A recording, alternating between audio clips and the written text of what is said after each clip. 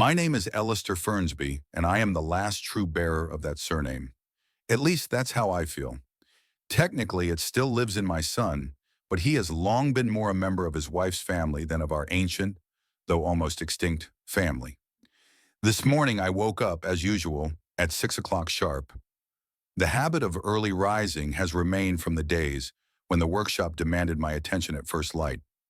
The light in Easton in the summer is special, soft, diffuse, perfect for fine work. Perfect lighting for the taxidermist I've been for nearly 40 years. Now in my 67th, I still wake up early, though the need to do so is no longer necessary. My house on the outskirts of Easton now seems too spacious for one person. Since Eleanor's death 5 years ago, every room has become a museum of memories. Her things, her smells, all gradually weathered away, no matter how hard I try to preserve traces of our lives. Today is a special day, the first Saturday in July when the Fernsbys traditionally gather for a family barbecue. Once upon a time, when my parents were still alive, it was truly a family event.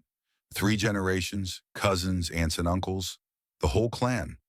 Now it's just the three of us, me, my son Barnaby, and his wife Ottilia, who is only Fernsby on paper. I slowly brew my tea in an old porcelain teapot I got from my grandmother.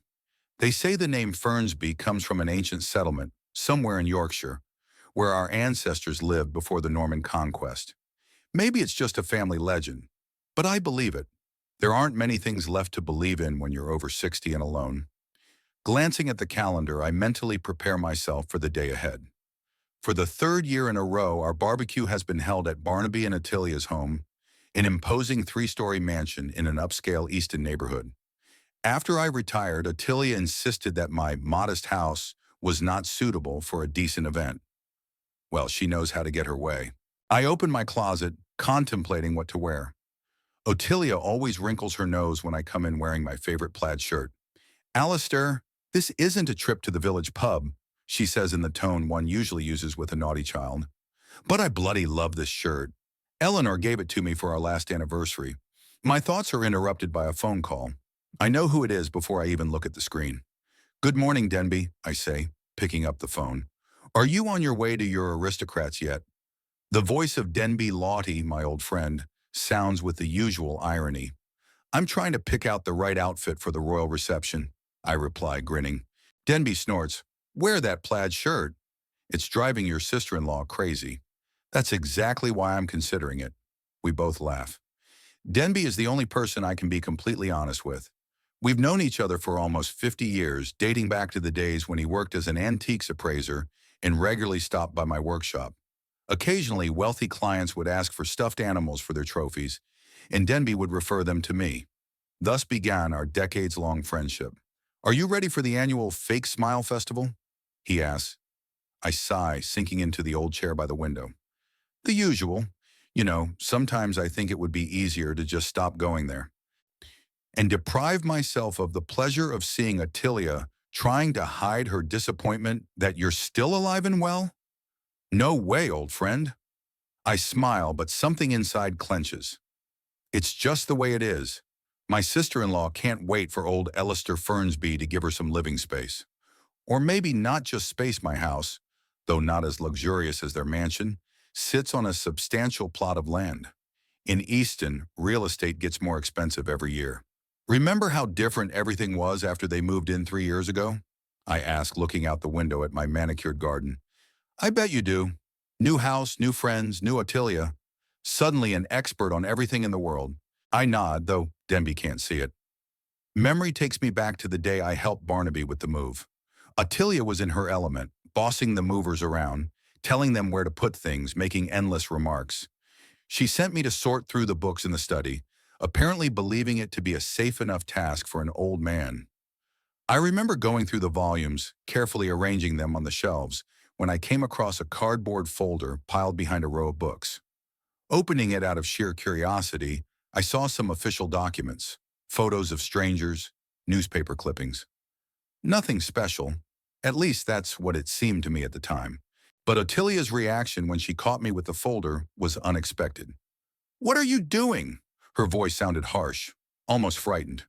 "Just sorting through the books like you asked," I replied, a little surprised at her tone. This is private. She snatched the folder out of my hands. I asked you to only deal with the books. I'm sorry, I didn't mean to. But she didn't listen to me and quickly left the office with the folder under her arm. At that time, I didn't pay much attention to it. There's no telling what kind of documents people might have that they don't want to show to outsiders. Although it would seem, what kind of outsider am I? I'm her husband's father, grandfather of her future children. Hey, you still there? Denby's voice brings me back to reality. Yeah, I was just thinking. About what? About the day they moved in. You know, there was something weird. I tell Denby the story about the file. He chuckles. Interesting. What do you think might have been in there? I have no idea. Tax returns? Medical reports? Letters from an ex-lover? I shrug, even though Denby can't see it. Anyway, that was 3 years ago. I would have forgotten about it long ago if it weren't for her reaction. We discuss the upcoming barbecue some more. Then I say goodbye. I have to finish packing. I decide to wear the light blue shirt instead of the plaid one. I don't want to start the day with a confrontation. Before I leave, I go into my old studio. Now it's more of a museum than a workspace. Dozens of stuffed animals stare at me with glassy eyes, from tiny songbirds to an imposing deer proudly displaying its antlers. Each one is a piece of my life, a story of painstaking labor and craftsmanship. I run my hand over the smooth fur of a fox, one of my best works. People don't understand taxidermy. They see it as something dark, creepy. But for me, it's always been an art of preserving beauty. I didn't kill these animals. I gave them new life, saved them from oblivion. Ottilia, of course, always wrinkled her nose when she came into my studio. A graveyard of dead animals, I once heard her whisper to her friend. Barnaby pretended not to hear. He always pretends not to hear when his wife says something hurtful about me. My son. We used to be so close. I taught him everything I knew. Not taxidermy, no. He never had any interest in my craft. But fishing, carpentry, how to recognize the stars in the night sky. He was an inquisitive boy with a good heart. But ever since Ottilia came into his life, something had changed. Gradually, year after year, he drifted away.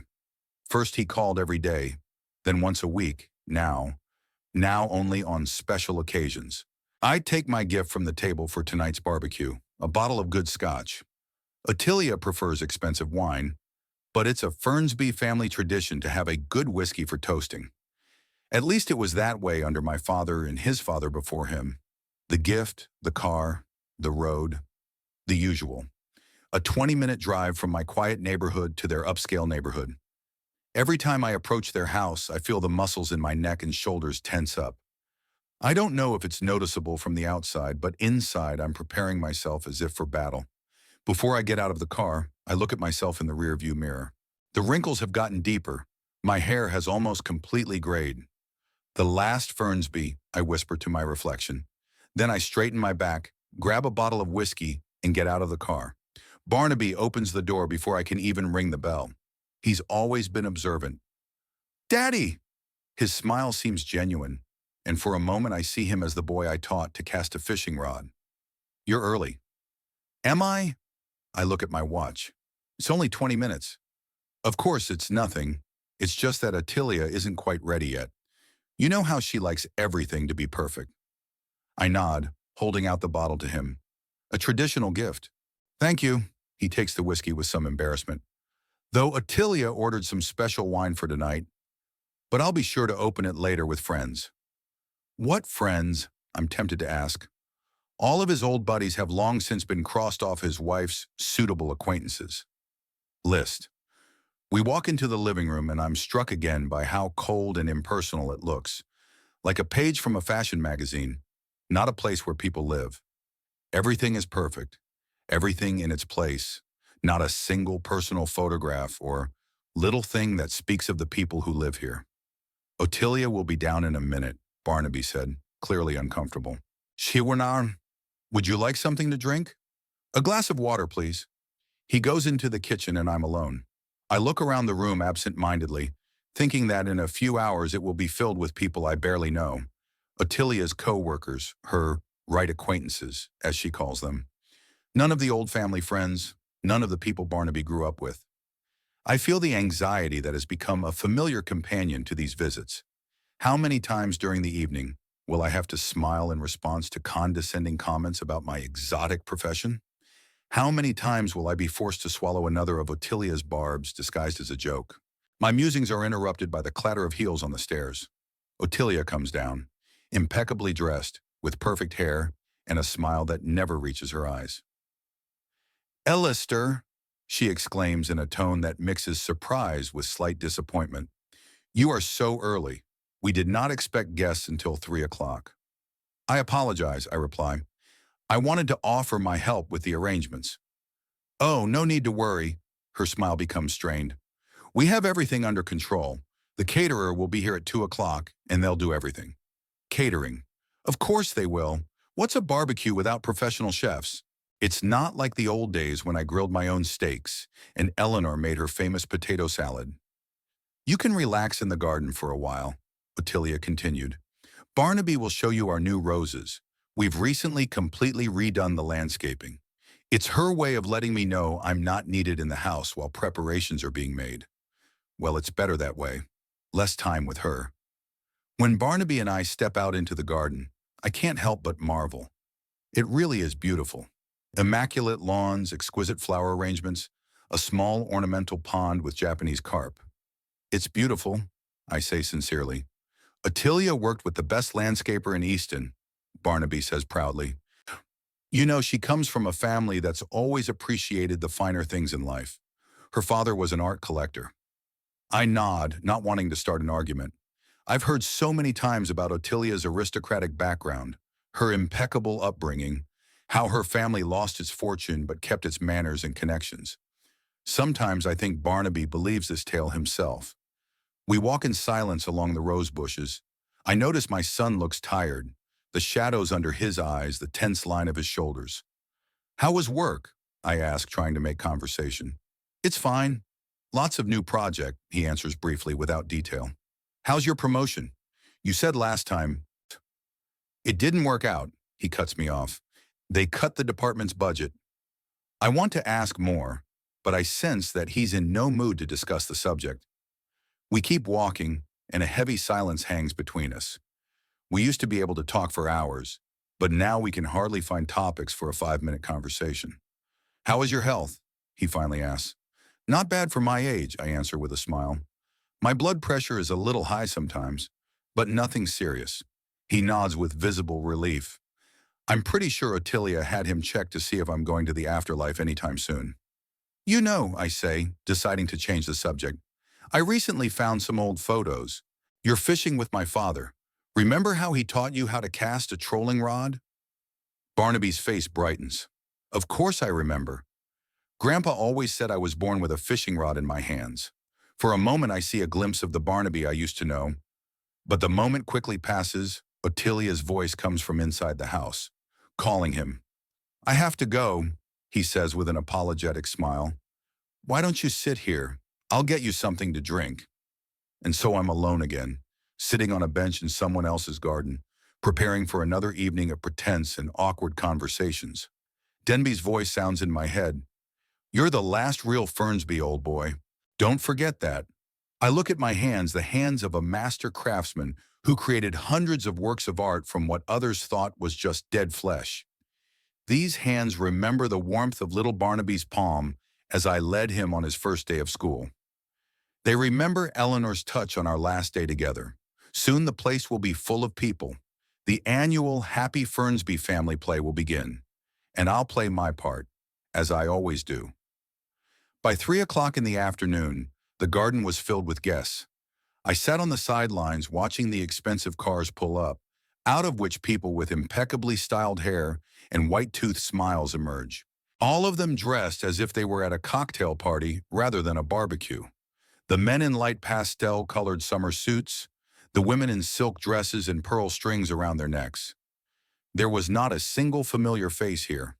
Not Graham Porter, whom Barnaby had been friends with since school, nor the Hill couple who lived in the next street and looked after Barnaby when Eleanor and I worked late.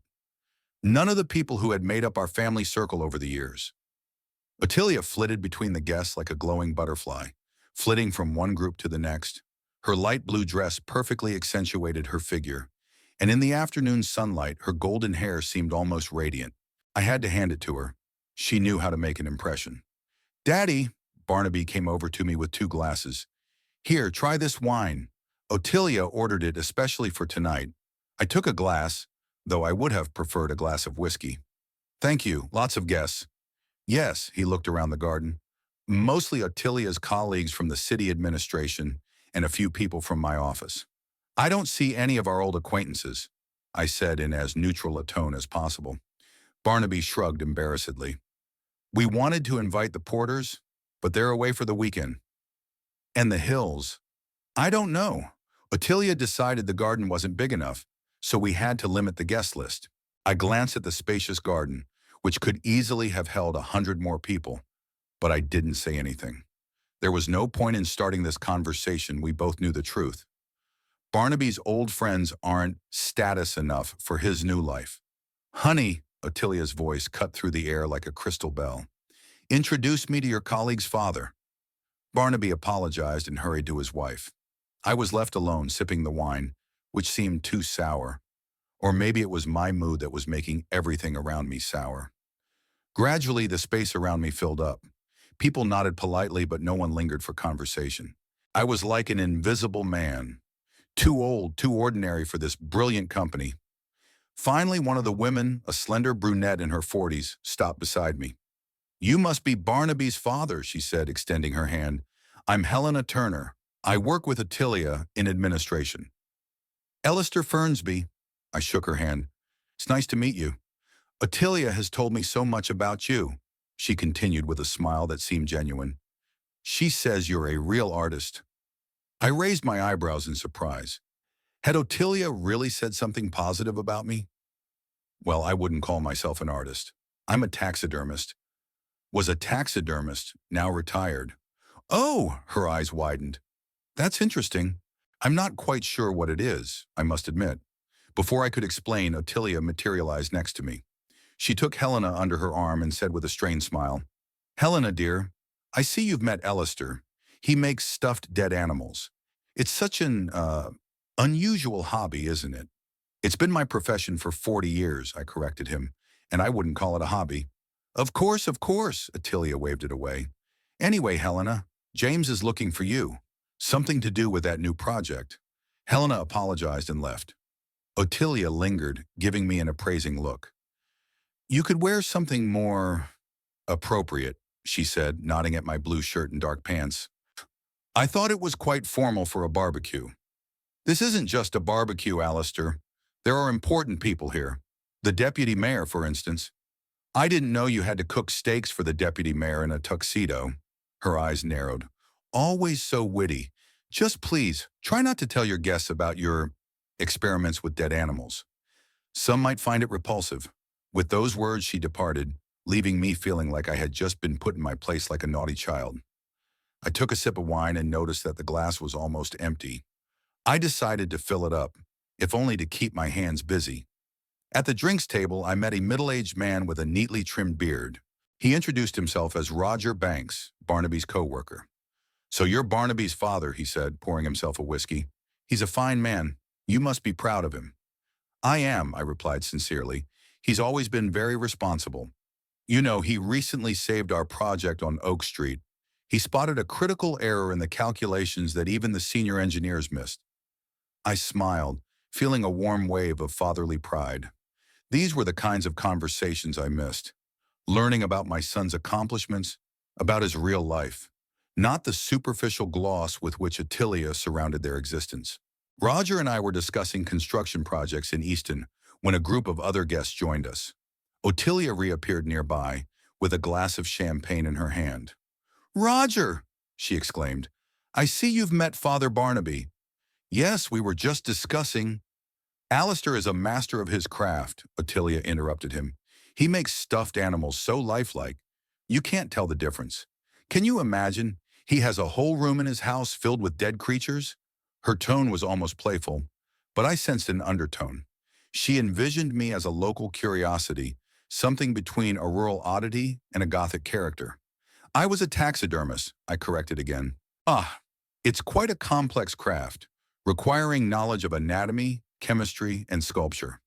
Oh, absolutely, Ottilia nodded theatrically. Alistair can talk for hours about how to properly disembowel a squirrel or a fox. A true expert. Several of the guests laughed nervously. I felt the color rush to my face. Actually, Roger began, clearly trying to lighten the mood, I've always found taxidermy very interesting from a scientific point of view. Our local museum has a great exhibit. Speaking of the museum, Attilia interrupted again, have you heard about the new modern art exhibit? Barnaby and I went to the opening last Thursday. Stunning work. And the conversation drifted toward art, culture, and whatever else Attilia thought were worthy topics of discussion. I stood silently, sipping my wine and feeling more and more out of place. Gradually, the party gained momentum. Professional chefs were grilling steaks on a huge grill. Waiters were serving appetizers and refilling drinks. Music pouring from discreetly placed speakers created an atmosphere of sophisticated fun. I moved around the garden, trying to remain inconspicuous. I caught a few glances from Barnaby, guilty, almost apologetic, but he was too busy playing the perfect host to his brilliant wife. Here comes our stuffed animal master. Ottilia's voice caught up with me by the pool. She stood with a group of women holding a glass of pink wine. Alistair, come here. My friends want to know about your exotic profession. I reluctantly approached. 5 pairs of curious eyes stared at me. Is it true that you dissect dead animals? Asked one of the women, a tall blonde woman in a red dress. I was a taxidermist, I said for the 3rd time that evening. I created museum pieces and hunting trophies. How does that work? The other woman asked with undisguised disgust in her voice. Do you cut them up? Taxidermy is the art of preserving and recreating the natural appearance of an animal. I began to explain. The process involves... Oh, don't go into detail, Alistair, Ottilia interrupted with a nervous chuckle. We've just eaten. You asked me to tell you, I said, feeling my patience beginning to fail. Yes, but we didn't expect such graphic details. I haven't said anything graphic yet. Ottilia smiled at her friends. Alistair sometimes forgets that not everyone shares his specific interests. My work was once exhibited at the National Museum of Natural History, I said, not hiding my irritation. I suppose quite a few people found them worth seeing. Of course, Ottilia patted my arm as if she were soothing a cranky child.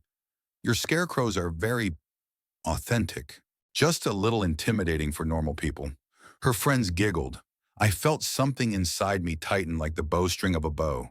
I'd always considered myself a reserved person, but today Ottilia seemed determined to test my patience to the limit.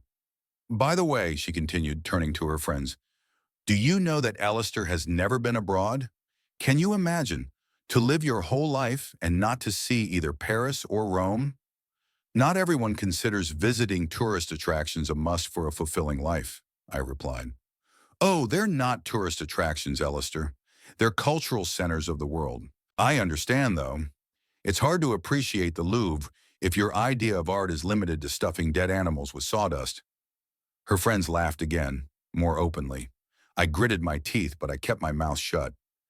I didn't want to make a scene in front of all these people. Barnaby wouldn't forgive me. Excuse me, I said finally. I need to refill my glass. I stepped back, feeling their stares and hearing the muffled laughter. My hands were trembling slightly with restrained anger. In a 40-year career, I'd created hundreds of exhibits that were admired by scientists and general museum goers. My work required the precision of a surgeon, the eye of an artist, and the patience of a monk.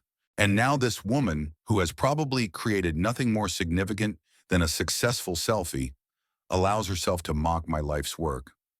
At the drinks table, I met a man who introduced himself as Arthur Lynch, the deputy mayor. He was surprisingly pleasant to talk to. He asked about taxidermy with genuine interest and told me about his childhood spent in the countryside. For a few minutes, I almost forgot about the unpleasant incident with Ottilia. But the calm was short-lived. It was getting dark, and the decorative lanterns in the garden were lit, creating an almost magical atmosphere. The guests began to gather around the large table for the main dinner. I found my seat at the very end of the table, next to an elderly woman who, as it turned out, was the mother of one of Ottilia's colleagues. She hardly spoke at all, concentrating on her plate. Ottilia and Barnaby sat at the head of the table, surrounded by the most important guests. My son occasionally cast glances in my direction, but was too busy talking to Arthur Lynch sitting next to him. Dinner passed without incident until Ottilia rose for a toast. "I want to thank all of you for coming to share this beautiful evening with us," she began, holding up a glass of champagne. "I would especially like to acknowledge the presence of Arthur Lynch, who found time in his busy schedule." Applause, smiles, nods. "And of course, I'd like to welcome Barnaby's father, Alistair," she nodded in my direction, "who, despite his, um, conservative views on life, always supports us, in his own way." Several of the guests turned to me with polite smiles. I raised my glass, trying to maintain my dignity. "To family and friends," Ottilia finished her toast. "To family and friends," the guests echoed. After dinner, the company split into groups. Some returned to the pool, others settled on the comfortable garden sofas. I was left to myself again. I took a walk along the hedge that separated Barnaby's property from the neighboring house. "Minus Mr. Fernsby," a woman's voice called out to me. It was Victoria, one of Ottilia's friends, holding an almost empty wineglass. "Could you help me? I seem to have lost an earring somewhere by the pool." I agreed to help, although finding a small earring in the twilight seemed a hopeless endeavor. We returned to the pool where a rather large group of people, including Ottilia, had gathered. "What's wrong?" she asked when she saw us. "Victoria lost her earring," I explained. "I offered to help find it." "How kind of you." Ottilia smiled, but I could see something like irritation in her eyes. "Though it's unlikely you'll find anything in this light, maybe it's best to leave it until morning." "Aha, but those are my favorite earrings," Victoria objected. "My husband's anniversary present." "Of course we'll help," I said, and began to look around the pool. After a few minutes of searching, I noticed something shiny at the water's edge. I bent down to pick it up, and indeed it was a dainty silver earring with a small sapphire. "Found it," I said, straightening up. At that moment, Victoria, who was standing next to me, made a sharp movement with her hand with the glass. The dark red wine spilled out and got right on her light silk dress. "Oh my God!" she exclaimed. "My dress!" I stared at the blurry stain. I thought she'd knocked over the wine, but I wasn't sure. It had all happened so fast. "I'm sorry, I didn't—" "Look what you've done!" Victoria interrupted me, though there was no real indignation in her voice, just a strange satisfaction. "Alistair!" Ottilia's indignant voice echoed over the pool. "Did you spill wine on Victoria's dress?" "No, I just—" But Ottilia wasn't listening. She approached her friend, theatrically examining the stain. "It's Valentino. It's worth more than—" She paused, but the end of the sentence was clear. "More than you earn in a month." "I didn't spill the wine," I said firmly. "But if I have to, I'll pay for the dry cleaning." "Dry cleaning?" Ottilia laughed, and her laughter was echoed by several guests around her. "It's silk, Alistair. You can't get a red wine stain out with dry cleaning." I was beginning to realize I'd been put in an impossible position. Victoria had accidentally spilled wine on herself, and now I was to be blamed. "That's what happens when you invite people who aren't used to normal society," Ottilia continued, addressing the crowd. "He spent his whole life among dead animals. How could he know how to behave with living people?" Someone chuckled nervously. I felt my cheeks burn, not with embarrassment, with anger. "That's enough, Ottilia," I said quietly but firmly. "I didn't spill the wine. And I know how to behave in public. Unlike some people." Her eyes narrowed. "What do you mean? I think you know perfectly well. All you've done all evening is humiliate me in front of your guests. I don't know what I've done to deserve it, but I'm sick of it." There was silence for a moment. Several of the guests averted their eyes, clearly uncomfortable. Barnaby, standing nearby, stepped forward, but Ottilia beat him to it. "That's it," she said with feigned sympathy. "You feel you are being humiliated. Poor Alistair, always so sensitive, always thinking he's the victim." "Ottilia," Barnaby said warningly, but she ignored him. "Do you know what I think?" She continued, taking a step toward me. "You just need to cool down a little." And before I realized what was happening, she put her hands on my chest and pushed. I lost my balance, and with a flutter of my arms, fell into the pool. The cold water closed in on me. I lost my bearings for a second, then came up spitting and breathing hard. Ottilia stood over the pool, smiling triumphantly. "Cool off, old man," she shouted in the garden filled with laughter. I saw some of the guests laugh outright, others out of politeness or embarrassment. Barnaby stood with a shocked expression on his face, not moving from his seat. I slowly swam to the edge of the pool and climbed out, feeling the water dripping off my clothes, the way they grew heavy on me, making every movement difficult. But heaviest of all was the realization my own son had done nothing to stop this humiliation. He just stood there and watched. Ottilia was still laughing, accepting congratulations from her friends as if she had just won some competition. Victoria, whose dress was the occasion for all of this, was smiling smugly, already forgetting about her favorite earring and ruined outfit. I stood there, soaked to the skin, feeling the water running down my face. Or maybe it was tears of anger. Without a word, I turned and walked away from the lot, leaving wet footprints behind me. "Daddy!" Barnaby finally came to his senses, catching up with me. "Wait, let me get you a towel, some dry clothes." "Don't bother," I said without turning around. "I'm leaving." "But you're all wet. How will you go?" "I'd rather be soaked to the skin than stay here another minute." "Dad, Ottilia didn't mean it. It was just a joke." I stopped and looked at my son. "A joke? Did you think it was funny, Barnaby? Publicly humiliating a man, pushing him into a pool and then laughing at him?" He lowered his eyes. "No, of course not. But she sometimes doesn't understand when she goes too far." "Ari, do you understand?" I asked quietly. "Do you realize that you let her treat me like that all night?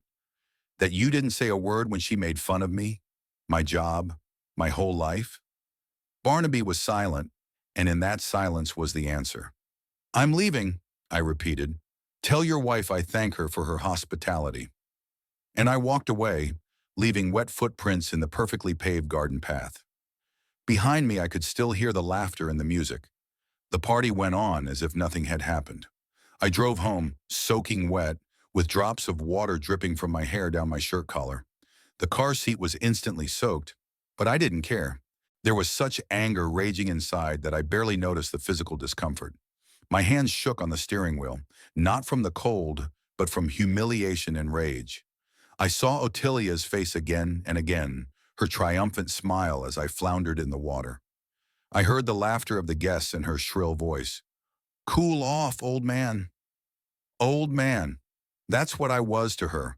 A useless, decrepit old man to be made a mockery of for the amusement of her empty-headed friends. When I got home, I just sat in the car for a while, gathering my strength. The old wound in my knee, a memory of a long-ago fall while hunting, was starting to whimper from the wet clothes and stress. But worse than the physical pain was the realization that my own son was just standing there, watching his wife humiliate me. Finally, I forced myself out of the car and into the house, dropped my wet shoes in the hallway, and leaving wet footprints behind me, walked straight to the bathroom. I pulled off my soaked clothes, tossing them in a corner. "I'll deal with it later." I stood under the hot shower, letting the water wash away not only the chlorine from the pool, but also, it seemed, some of the humiliation I'd suffered. I stepped out of the shower and wrapped myself in an old terry cloth robe, a gift from Eleanor for some long-forgotten holiday. It smelled of laundry detergent and a little of her perfume, though perhaps that was just a play of imagination. I walked to the kitchen, pulled a bottle of whiskey out of the kitchen cabinet, not the expensive kind I brought to barbecues, but the simple but good scotch I always kept for myself. I poured 2 fingers into the glass and took a big gulp, feeling a hot wave roll down my throat, warming me from the inside out. The clock in the living room read 9:30 in the evening. It was so early, and it seemed like an eternity since I'd walked into Barnaby and Ottilia's house with a bottle of whiskey and naive hopes of a pleasant family evening. With glass in hand, I made my way to my workshop, the one place in the house where I always felt truly at peace. I turned on the light, and the glass eyes of dozens of stuffed animals stared back at me. When I was young, I often joked that they were my most grateful audience. They never criticized and always listened attentively. Now that joke seemed bitter. I sank into the old leather chair by my desk and took another sip of whiskey. How many years had Ottilia methodically humiliated me? At first it had been little things, a slightly condescending tone, a subtle grimace when I talked about my work. Then it got worse.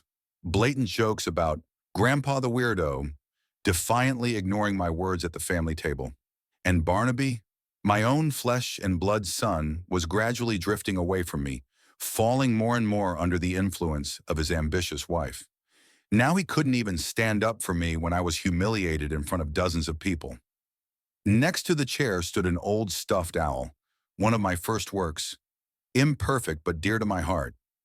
I stroked its feathers, faded with time. "What shall we do, old one?" I asked aloud. "Just accept that my son is lost to me? That this woman will continue to wipe her feet on me?" The owl didn't answer, of course, but in her glassy eyes I sensed something like understanding. Years ago, Eleanor had called this owl my totem animal, a silent, attentive observer who sees more than he seems to. My musings were interrupted by a phone call. I reluctantly glanced at the screen and was surprised to see the name Geneva Tumbler, my neighbor. "Alistair," her voice sounded concerned. "Are you okay?" "More or less," I answered, surprised by her call. "Why?" "I was at that barbecue at your son's house. Saw what happened by the pool." I felt the color rush back to my face. "You were there? I didn't see you." "I'm not surprised. Your sister-in-law made sure we were seated far away from each other. I was shoved to the edge of the table next to some boring banker." I smiled involuntarily. Geneva always spoke her mind bluntly. "I didn't realize you knew Tilly." "Oh, we don't really know each other. She comes into my store sometimes, pretends to be interested in antiques. She's really just a gossip columnist. Who bought what? Who's interested in what? You know, information is currency to her." I chuckled. "That's an accurate observation."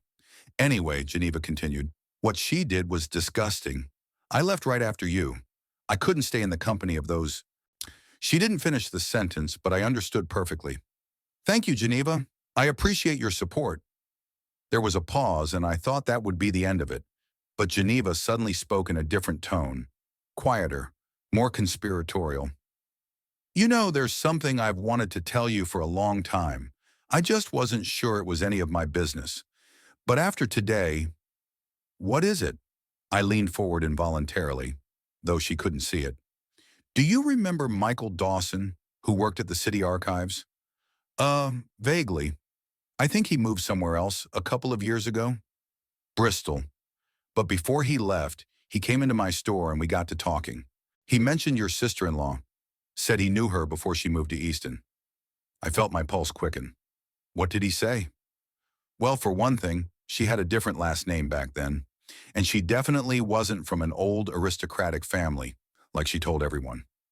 Michael said she worked as a secretary at some tiny little real estate agency, and there seemed to be some ugly story about clients' money, but he didn't know the details."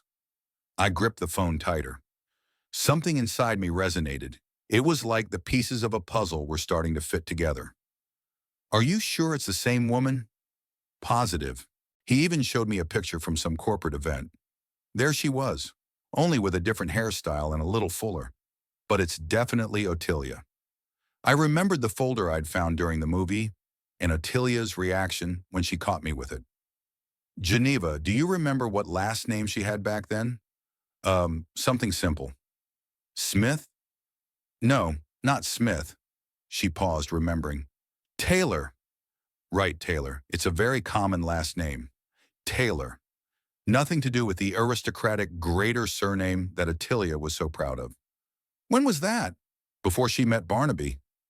"From what Michael said, about a year before she showed up in Easton. She suddenly quit the agency and disappeared. And then he'd seen her picture in the local paper, already as Ottilia Grider, at some charity event." My brain was working feverishly. If Ottilia isn't who she says she is, it explains a lot. Her paranoid desire for status and recognition, her constant tales of family tradition and upbringing in the best schools. It was all a lie, a mask she created. "Thank you, Geneva," I said at last. "That's very interesting. I thought you should know, especially after today. That woman has no right to treat you like that, Alistair, especially since she's not who she says she is." We talked for a few more minutes, about the Geneva store, about the weather, about the upcoming festival in Easton, the usual safe topics, but my thoughts were far away. I was thinking about the folder, about Ottilia's lie, about how that information could change everything. Listen, Geneva said before saying goodbye. What are you going to do with what I told you? I don't know, I answered honestly. I'm just thinking about it. I understand, but if you decide to do something about it, I'm on your side, you know. Thank you, Geneva. It means a lot to me. We said goodbye and I put the phone on the table. Sat for a long time looking at my collection of stuffed animals, as if waiting for advice from them.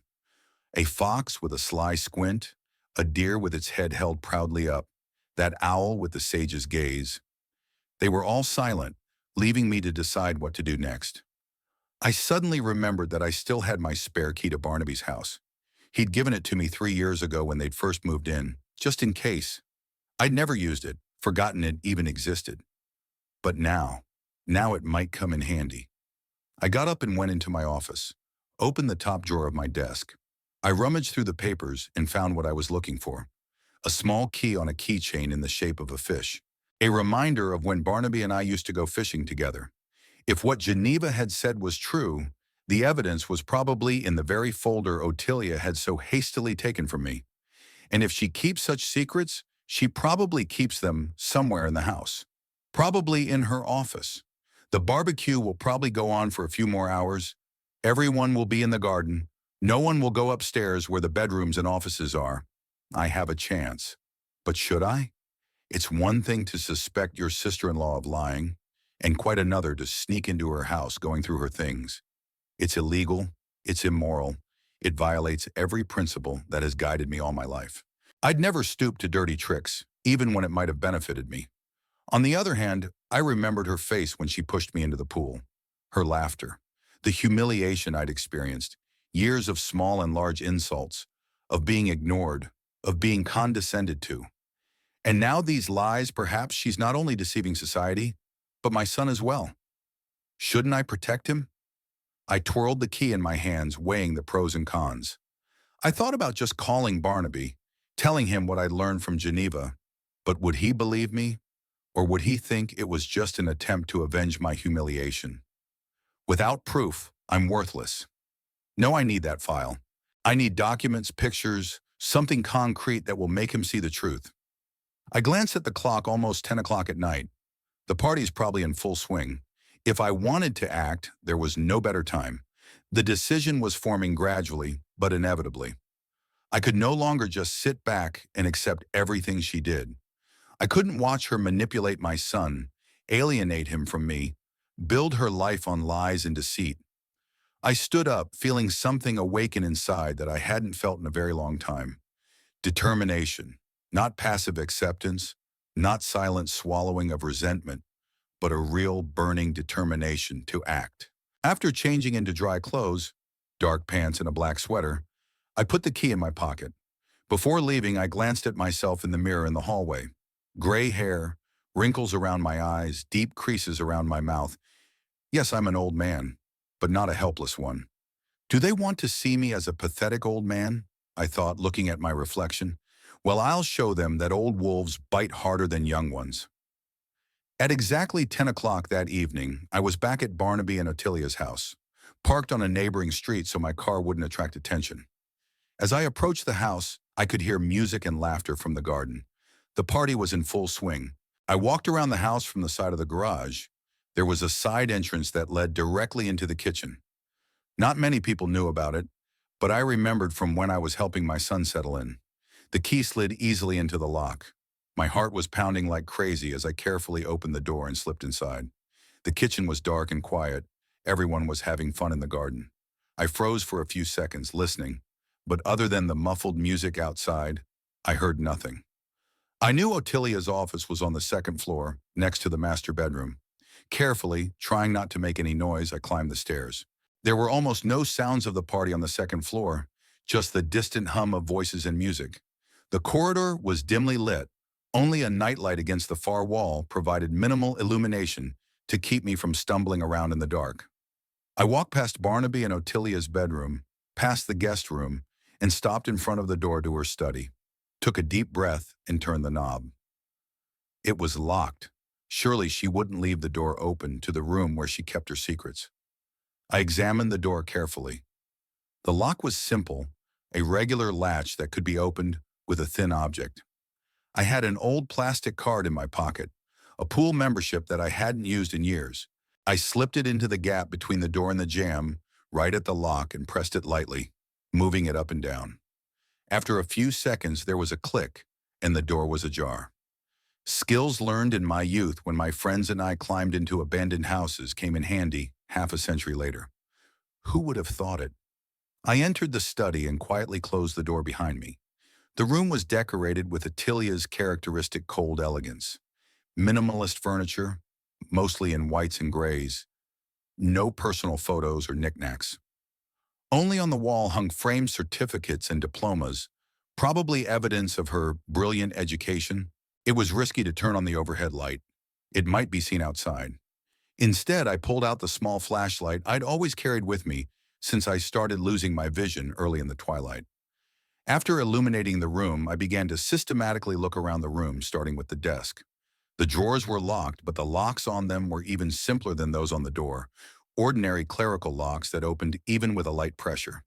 The drawers contained the usual office supplies, invoices, documents related to her work in the administration. Nothing interesting or compromising. I moved to the bookcase that took up an entire wall, neatly arranged books, mostly trendy business bestsellers and books on the psychology of success. Not a single tattered tome, not a single book that had clearly been reread many times. All for looks. I cautiously looked through shelf after shelf, not quite sure what I was looking for. A stash of books, perhaps? Or a book safe? A folder like that would be hard to hide in a standard bookcase. And then I noticed that one section of the bookcase was protruding slightly forward, almost imperceptibly, just a couple of millimeters. I moved closer and shined my flashlight on the side of the bookcase. Indeed, that section was slightly offset. I tried pulling on the edge. Nothing. I pressed it down, also to no avail. Then I tried to move the section to the right, and it smoothly pulled away, opening a small niche in the wall. There in that niche was a familiar cardboard folder. My heart beat even harder. I carefully pulled the folder out and placed it on the table. I opened it. Inside were documents, photographs, newspaper clippings, exactly what I'd glimpsed 3 years ago. But now I could look at them more closely. The first thing that caught my eye was the name change certificate. Olivia Taylor had officially changed her name to Ottilia Grader 4 years ago, about 6 months before I'd met Barnaby. Next, a degree from a prestigious university in the name of Ottilia Grider. But if you look closely, you could see that it was an elaborate forgery, slightly different fonts, not quite accurate printing. The photographs showed a young Ottilia, then Olivia, in the company of people who looked nothing like the aristocratic family she described. Ordinary middle-class people, judging by their clothes and surroundings. And most interesting of all, a newspaper clipping from the local newspaper of a small town. The headline read, "Employee of real estate agency suspected of fraud." The text of the article described how one Olivia Taylor, who worked at the Home Finder agency, was suspected of embezzling money from clients. The case did not go to court. According to the reporter, the affected clients were compensated and the suspect resigned of her own accord. I sat, stunned, trying to make sense of the finding. Ottilia, or should I say Olivia, had built her new life on a lie. Made up an aristocratic background, an education, a wealthy family. And all these years she's used those lies to gain a foothold in Easton high society, to win the favor of the powerful, and to get my son. Poor Barnaby. He had no idea who he was committing his life to.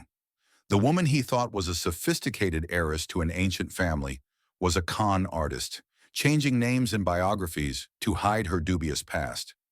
What should I do with this information? The thought of just letting it go after all, Barnaby chose her, and maybe she does make him happy, despite her flaws. But then I remembered the pool, her mocking face. Cool it, old man. She went too far, made my son ashamed of me, broke our bond, humiliated me at every opportunity. And all the while she was a liar herself, a con artist who built her life on lies. I neatly put the documents back in the folder, but instead of returning it to its hiding place, I stuffed it under my sweater. I turned around, shined my flashlight around the room, making sure I'd left no trace of my presence, and quietly walked out, closing the door carefully behind me. As I walked down the stairs, I heard the music getting louder. Someone must have turned it up. Perfect for me. Less chance of someone hearing my footsteps. Leaving the house the same way I came in, I quickly crossed the side of the yard and headed for my car. I put the folder on the passenger seat and sat down, pondering my next move. I could just drive home, study the documents more thoroughly, maybe make copies and send them to Barnaby later. That would have been the cautious route, giving me time to think things through. But part of me, the part that was still seething with humiliation, wanted immediate retribution. I wanted to see Ottilia's face when her lies were exposed in front of all those people she'd worked so hard to impress. I started the car and drove a few blocks to the nearest convenience store. I bought a bottle of expensive wine, the same kind they served at the party. It would be my pass back. Back at my son's house, I parked in the driveway, no longer hiding. I pulled the folder out from under my sweater and put it in the bag along with the wine. I took a deep breath, gathering my wits. What I was about to do would forever change my relationship with my son. He might never forgive me for exposing his wife so publicly. But isn't it better to let him live a lie? Shouldn't I protect him from the woman who deceived him from the beginning? I got out of the car and headed toward the backyard, where the sounds of music and voices were coming from. The guests were still partying, even though it was almost 11 o'clock in the evening. As I entered the garden, I saw that the atmosphere had become more relaxed. People were dancing, laughing, some were swimming in the pool. Ottilia was standing in the center of a group of guests, saying something that made everyone around her laugh. Barnaby noticed me first. His face expressed a mixture of surprise and alarm. He came toward me quickly, looking around as if he was afraid someone might see us talking. "Dad?" His voice sounded tense. "You're back? But you were soaking wet." "I changed," I answered calmly. "I decided I shouldn't let one little incident ruin the evening." He looked embarrassed but relieved at the same time. That's very mature of you. Look, about what happened, Ottilia didn't mean—" "It's okay," I interrupted him. "I don't hold a grudge. In fact, I even brought a bottle of wine as a gesture of reconciliation." I took the bottle out of the bag, leaving the folder inside. Barnaby smiled uncertainly. "This is very unexpected, but I'm glad you're back. I really am." "Where is Ottilia?" I asked, even though I could see her in the crowd of guests. "I want to apologize personally for my temper." "She's over there with the guests," Barnaby pointed in the direction of the group of people. "Come on, I'll show you out." We approached Ottilia, who was just finishing some story that had caused another burst of laughter. When she saw me, she froze, her smile strained. "Alistair?" She sounded surprised. "You? Back?" "Yes." I smiled the kindest smile I could muster. I figured I shouldn't let a little misunderstanding ruin such a lovely evening. She gave me a suspicious look, clearly not trusting my sudden change of mood. "How generous of you." "I even brought wine." I handed her the bottle. "As an apology for my temper." Ottilia reluctantly accepted the bottle, still looking wary. "Thank you, but I should have been the one to apologize. That incident at the pool, it was just a joke, but I was out of line." She sounded insincere, like a learned phrase. Barnaby must have made her prepare this apology in case I ever showed up at their house again. "Forget it," I said with a wave of my hand. "What do you say we open this bottle and drink to reconciliation?" Barnaby brightened up. "That's a great idea. I'll get the glasses." While he went off to get glasses, I was alone with Ottilia. She looked at me with ill-concealed suspicion. "What are you up to, Alistair?" she asked quietly so that none of the guests would hear. "A plan?" I feigned surprise. "Just trying to smooth over an unpleasant incident.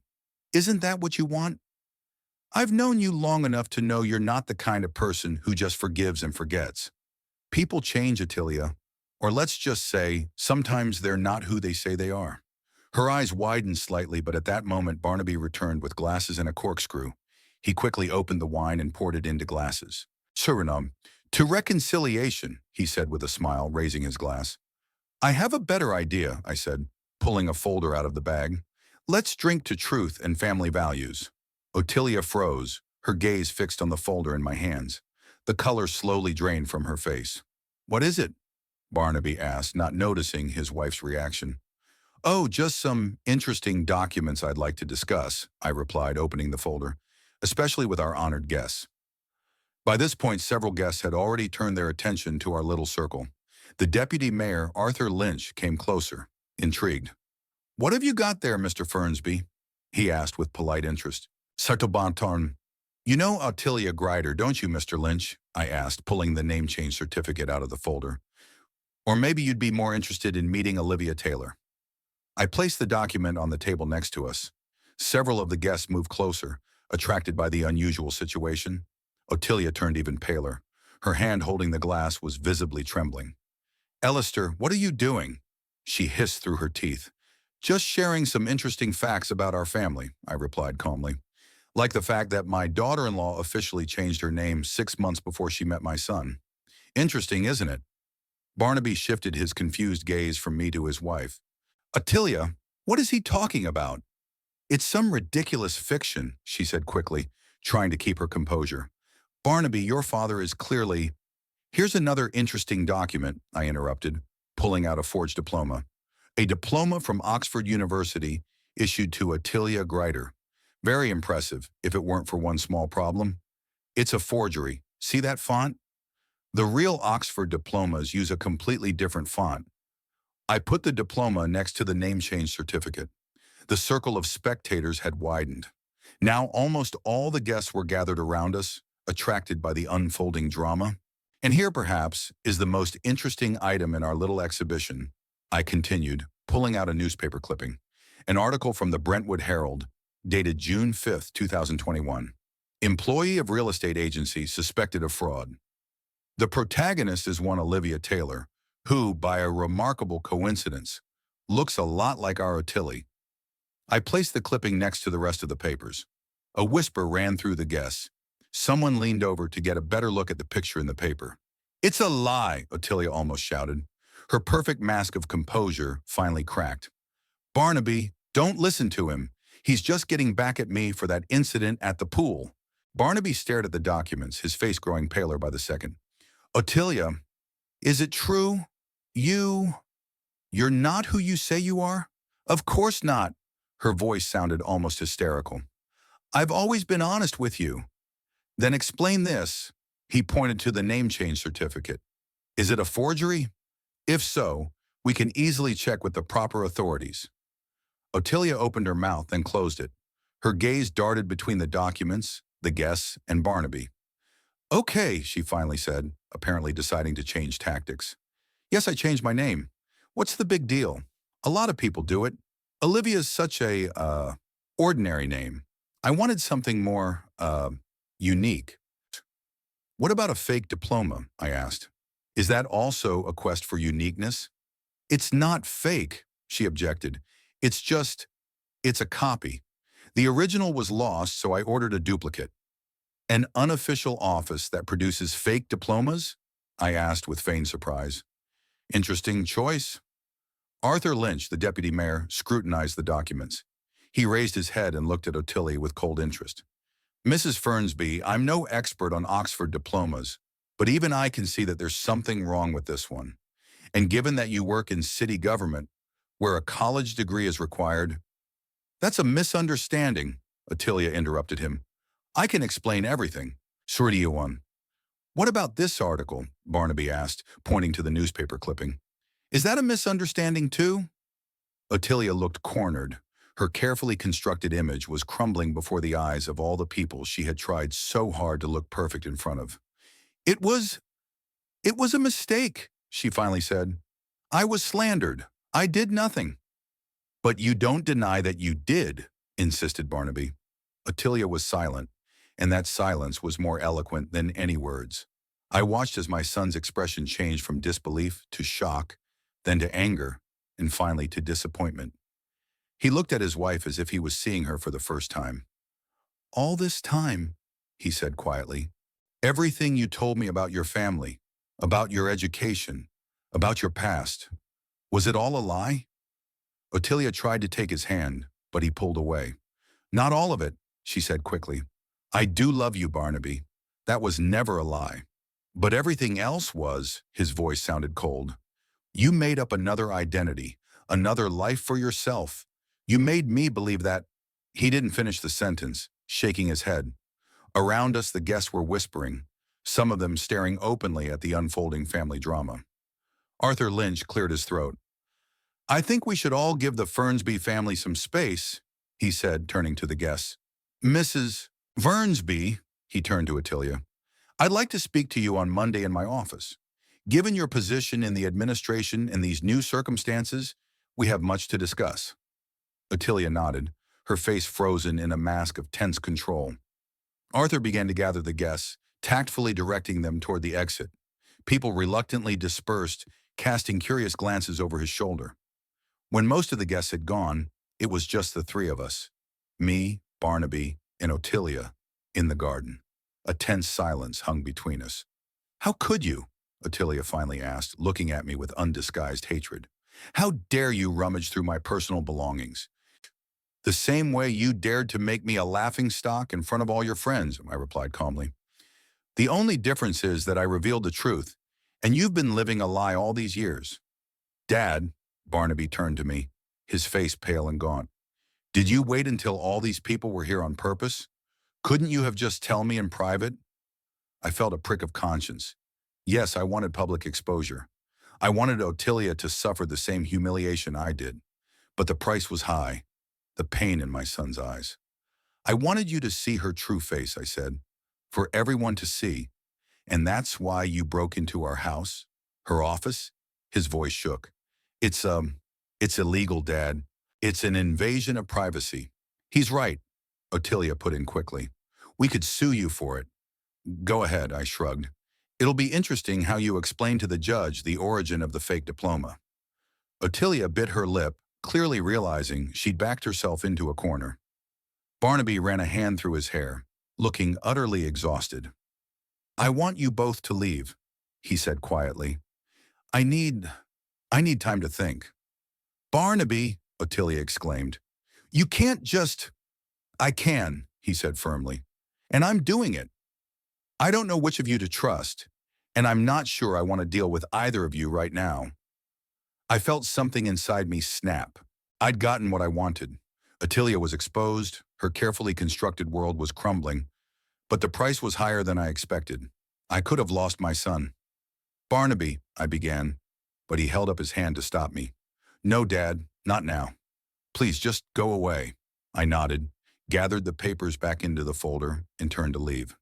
Attilia stood with her arms crossed over her chest, her face contorted with a mixture of anger and fear. This isn't over, she hissed as I walked past. For you, it very well might be, I replied quietly. I walked out of the garden, leaving behind the ruins of the party and possibly my son's family. The victory was bitter, but I couldn't bring myself to regret what I had done. The truth, no matter how painful, is always better than a lie. It was a week after that ill-fated party, 7 days that changed everything in my life and in the life of our family. I sat on the veranda of my house, sipping my morning coffee and leafing through the local newspaper. On page 5, there was a small notice. City employee fired for providing fake education documents. Attilia's name wasn't mentioned, but Easton was already buzzing with rumors. Denby called me every day, reporting on the fallout from the expose. Apparently, news spreads faster than wildfire in a small town. By the evening of that day, practically everyone Attilia knew about her double life. By the next morning, the story had grown in detail, some true, some made up. By the end of the week, there wasn't a single person left in the community to which Attilia longed to belong who didn't know the truth. The ringing of the telephone interrupted my musings. It was Denby. Well, old boy, how's the mood today? The usual, I answered, putting the paper aside. Calm. Have you heard the latest news? Your sister-in-law has been officially fired from the administration. Arthur Lynch personally signed the order. I nodded, even though Denby couldn't see it. I just read it in the paper. Yeah, and that's not all, Denby said with barely concealed satisfaction. Geneva told me she'd been kicked out of the sorority. You know, that snobbish circle where they drink tea and discuss charity. Elizabeth Hartley, their chairman, said she wouldn't tolerate a rogue in her ranks. How quickly people change. I remarked without much joy. A week ago, they were all in awe of her aristocratic manners. It's always like that, Denby said with a snicker. Society loves to put people on a pedestal, but it loves to throw them off it even more. Crowd justice, so to speak. I took a sip of cold coffee. What about Barnaby? Any news? Denby was quiet for a moment, and I felt myself tense up, waiting for an answer. He's still with her, if that's what you mean. I sighed. Somewhere in the back of my mind, I hoped my son would come to his senses, see the situation clearly. But another part of me knew. Barnaby had always been too soft, too easily influenced, especially by a woman like Attilia. Had you tried to contact him? Denby asked. I called 3 times. He's not picking up. I sent a message, just to see how he was doing. I haven't heard back. Give him time, Alistair. He's in a tough spot right now. I know, I rubbed the bridge of my nose. It's just, he's my son, Denby. I didn't want to hurt him, but you did what you thought was right, and it was the damn right thing to do. That woman lied to everyone for years, including your son. She manipulated him, turned him against you. Someone had to expose the truth. I nodded, useless again for a phone conversation. Okay, I won't bother you anymore, Denby said. I'll come by your place in about 2 hours when I get off. I'll bring that new taxidermy tool you asked for, and a nice bottle of scotch. I'll be waiting. I hung up the phone and looked at the paper again. A small note, a few lines, and a whole life shattered to the ground. I didn't feel the triumph I'd expected. Revenge had turned out to be a dish not only cold, but tasteless. The doorbell rang. I glanced at my watch in surprise. It was still a long way from Denby's arrival. When I opened the door, I froze in surprise. Barnaby stood on the doorstep. He looked gaunt, with dark circles under his eyes as if he hadn't slept a few nights in a row. He was dressed sloppily, in old jeans and a crumpled shirt, not the style Attilia had taught him. Barnaby, I couldn't hide my surprise. Come in. He walked into the house looking around as if he were here for the first time, though he'd grown up within these walls. We went into the kitchen and I offered him coffee. No thanks, his voice sounded dry. I won't be long. We sat down at the kitchen table. Barnaby put his hands in front of him and interlocked his fingers nervously. I came to tell you that Attilia and I are leaving Easton. I felt something clench inside. Leaving? Going where? Bristol. I've got a job offer from an engineering firm there. We've decided it's better to start fresh. There's too much here. Too much has happened here. I watched my son carefully, trying to read his real feelings behind the mask of tired indifference. Is this your decision or hers? Barnaby looked up, a flicker of irritation in his eyes. Ours in common. We're a family, Dad. We make decisions together. Even after what you found out about her. I couldn't help myself. After all the lies? He took a deep breath, clearly holding back his emotions. Yes, she had lied about her past, about her name, her education, her family. But you know what? I don't care. I don't love her for her pedigree or her diploma. I love her for who she is now with me. And who is she, Barnaby? Are you sure you know? I know enough, he straightened up. Enough to know that she was so insecure, so afraid of being a nobody, that she created a new identity. It's sad, Dad. It requires understanding, not judgment. I shook my head. How easily she'd circled him again, turned herself from a liar and manipulator into a tragic figure deserving of sympathy. Sakim, what about the way she treated me all those years ago? How she humiliated you, ridiculed you, alienated you from me? It was wrong, Barnaby agreed, and she admits it. But you know what was wrong too? What you did at that party. You could have come to me, shown me those documents in private. Instead, you staged a public execution. You wanted to humiliate her the way she humiliated you. I wanted everyone to see the truth, I said firmly. No, Dad, you wanted revenge. And you got it. Attilia lost her job, her reputation, all her friends. Are you happy? I didn't say anything. The truth was, I didn't feel the satisfaction I expected. I've come to tell you that we're leaving at the end of the month, Barnaby continued.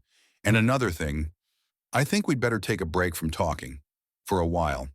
Are you breaking up with me? I asked bluntly. I don't call it that. It's just, we need time and space. I need to rebuild my family, focus on the future. Attilia's pregnant, Dad. That news hit me over the head like a hammer. Pregnant? But, when? How long have you known? She found out the day before the party. She wanted to surprise everyone, to announce it instead. He didn't finish the sentence, but I understood. Instead of a joyous announcement of a grandchild, I made a revelation that ruined everything. Barnaby, I didn't know. Of course you didn't know, he stood up. Because you didn't even think to ask. You didn't think of the consequences. You were too busy getting your revenge. I stood up too, feeling the despair growing inside. Son, please, don't do this. Don't leave like this. We can talk, find a way. No, Dad, his voice was resolute. The decision has been made. We're leaving, and I'm asking you to respect our desire to spend some time away from all of this. I could see in his eyes that it was useless to argue. Ottilia had won again. Somehow she had managed to turn my expose into a story about how an abusive father-in-law had ruined a happy moment in a young family's life. I'll miss you, I said quietly, and I'll be waiting for you when you're ready to repair our relationship. Barnaby nodded, but didn't say anything. He headed for the exit, and I walked him to the door. He hugged me briefly, a formal gesture that lacked any real warmth. Take care of yourself, Dad, he said before he left. I stood at the window, watching him get into the car and drive away, probably for the last time. Denby arrived as promised 2 hours later. He noticed my mood right away. What's the matter? You look like you buried someone? In a way, I answered and told him about Barnaby's visit. Denby listened without interrupting, only shaking his head at particularly dramatic moments. When I finished, he whistled. Gee, so she's pregnant? And they're leaving? Yes. And it looks like I'm losing my son for good. Don't be silly, Denby pulled a bottle of whiskey and 2 glasses out of his bag. He's in shock right now. Imagine finding out in 1 week that your wife isn't who she says she is. Losing your friends, your reputation. He needs something to hold on to. And right now it's her and the baby. He poured us both a nice drink and raised his glass. Shornik to a new chapter in your life. No matter what happens, you did the right thing. We drank, and I felt the whiskey burn my throat, a pleasant, distracting sensation. Let's go to the workshop, I suggested. I'll show you what I'm working on. We walked to my old taxidermy shop, a place where I always felt in my element. I had recently started a new project, a stuffed fox found dead on the side of the road. It was in great condition, and I decided to give it a second life. It's a beautiful specimen, Denby said as he looked at my work. You haven't lost your skills. Some things you don't forget. I ran my hand over the red fur. You know, the fox has always been my favorite animal to work with. Such a cunning, adaptive creature. Survives where others can't. Denby nodded, taking a seat on the stool next to my desk. Reminds me of someone I know, he winked at me. I smiled for the first time all day. I don't think I'm particularly sneaky, more like stubborn. Stubborn, honest, and principled, Denby agreed. A real Fernsby, as I understand it.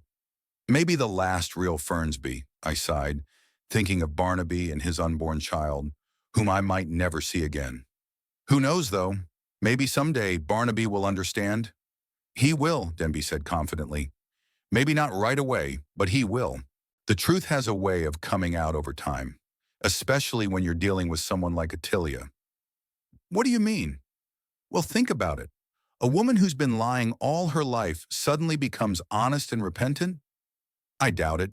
She'll probably continue her manipulations, and sooner or later, Barnaby would see that. I nodded thoughtfully, working a section of foxhide with a tool. Hopefully by then, it wouldn't be too late. It's never too late for some things, Denby said philosophically, especially for seeing the truth.